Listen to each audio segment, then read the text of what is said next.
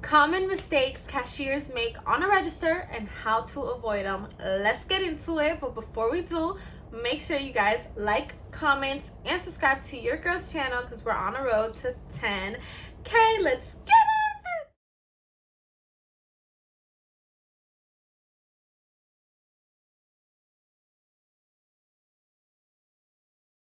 Hey y'all, welcome back to another banging video. My name is Patricia, and if you're new here, I give a lot of tips and advice and tricks on how to be successful, how to ace your job interview, how to just do well on your day-to-day life, whether that's school, work, going out, girl, I got you, or boy, I got you, no matter what you're doing. So you're gonna love it here.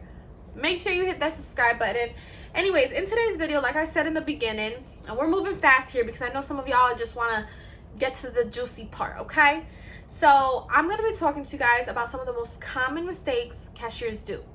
And I know if you're watching this, you're probably stressed out, okay? A lot of my future cashiers or cashiers who are, like about to become full-time cashiers, they just got promoted from being a bagger or whatever, they trip, like they're tripping. They're like, oh my God, Patricia, like I'm so scared to be a cashier, this and that. And I want to tell y'all the most common mistakes that cashiers make so that you can avoid them and not be like them, and so that you can really realize it's not even that hard. You being so stressed out and tripping so much is going to be the reason you do bad. Let me just say it. Like, y'all know I keep it a book on my channel, right? Like, y'all already knew that. I don't have to say much. That's going to be the reason y'all mess up. I'm not trying to be mean, but like, we don't sugarcoat over here. You being so nervous is going to make you... you're going to give them the wrong change. You're going to give them the wrong amount of change. Okay? You being so... you're going to forget to swipe an item. You being so... going to cause you to be late. Going to cause you to get, have a stomach ache. Going to cause you to be rude to the customer. So, it's going to cause you to not perform the way you need to be performing. And who is at fault for that? So, this is what we not finna do. We not gonna be that nervous. And if we are that nervous, we're gonna pretend that we're not. Because you know what? I do 100% believe that when you tell yourself and you fake it and you're like, yeah, I got this, even though you know in your head, I don't got this. You got it. At least 20% more than what you really think you do. And that all just comes from you telling yourself that you do, even if you don't. So, it's like that famous thing that Rihanna says when it's like, what do you do when you don't feel like... And she's like, oh, I pretend. Baby, you need to pretend, okay? Because sometimes it really does work. So you might not feel in your 100% best, and I get it because we all been nervous. I've been nervous. Matter of fact, I still get nervous to this day. Like when I go to school, or if I would have to go to a new job, or I get nervous. Like that's normal. But we gonna have to pretend that we not nervous, so that we can really carry ourselves the way we need to be carrying ourselves and avoid as many screw-ups and mess-ups as we can. Because on my channel, I teach y'all how to be the best cashiers, best baggers, best anything that you want to be at. We don't do mediocre. We don't do bare minimum. We don't do bare minimum. Anyway, number one thing that cashiers usually mess up in is with the shmoney. And before y'all like agree or yeah, like I can see that or no, I don't see that. Like I don't understand that. Because you have a calculator that does everything for you. You're not sitting here like, okay, the total's $5, the customer gave me 10, I gotta subtract 5. You're not doing that. The computer's doing it for you. So how is it that you're messing up? So the way the register works is, like I said, you swipe the items, the item total comes up on your screen and on the customer's screen. But both of y'all see the same number. You owe $10.08. The screen on the customer side shows them that they owe $10.08. The customer is going to choose however they want to pay you. Honestly, when they pay with card, it's easier because you're not really having to deal with to touch any type of money. But sometimes they want to give you cash. So let's say they give you $11.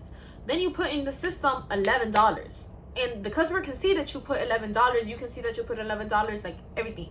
And it's going to say, okay, you need to give them back 92 cents. So you just got to open up your till and pull out 92 cents. So it'd be nice, I guess, if you know how to count money. Everything's organized, like quarters, dimes, nickels, pennies, $100 bills, $20 bills, $10 bills, $5 bills, dollar bills. So if you know how to count 92 cents, or let's say you had to give them back $6. If you know that $6, you can make that with a $5 bill and a $1 bill, you would be good. You feel me? Because like I said, it's on the computer. Now everyone makes the mistakes because there's sometimes other things that come into play. And I personally, there was one time where I made a mistake because I rang this whole order up. The lady was like, oh, I forgot something, I gotta go get something. So you can do what they call save an order. So I saved the order, right? And it prints out a little paper. That way I don't have to hold up my line and I can start ringing up the next person and obviously not adding their groceries to this other person's groceries. So she ended up coming back, but I guess she assumes I had already paid her, even though she said she forgot something, and she just took out the cart and like left. So she never paid because I stayed with a little saved order paper. And at the end of the day, the saved order paper was for like 50 something bucks. She never paid. She had left. And I don't even know if she did it 100% maliciously. I think she thought I charged her and I didn't, because she said, wait, I have to go get something. And then I think she peeped that I had a line. Maybe it was just a lack of communication. That's another big thing. Cashiers tend to lack communication, especially if you're not 100% sure of what you're doing. And I've been guilty of this. Sometimes I've just been lazy, where I'm just like, yeah, go ahead, whatever. Like, I don't feel like I need to explain myself that I'm saving the order. I'm like, just come back when you finish. And I don't have to, be like, okay, I'm saving your order, but you still have to come back because I haven't charged you. Like, so sometimes you're lazy. Sometimes you just really don't know what you're doing. Sometimes you're just not confident. And the lack of communication is a big deal, because then what ends up happening? The lady thought I had charged her, leaves with the groceries. I come out of my till $50 short. It's not because I genuinely gave somebody $50 short. It's just I didn't charge somebody, because there's other things that come into play into being a cashier, rather than just swipe and charge, swipe and charge, swipe and charge, charge and swipe. Like, no, it's not just that. There's so many other things. And then that's honestly one of the biggest mess ups I made. I was short like 20 bucks or something, but 20 bucks was enough to get me, I think, written up. So yeah, your girl got written up. Ain't that crazy?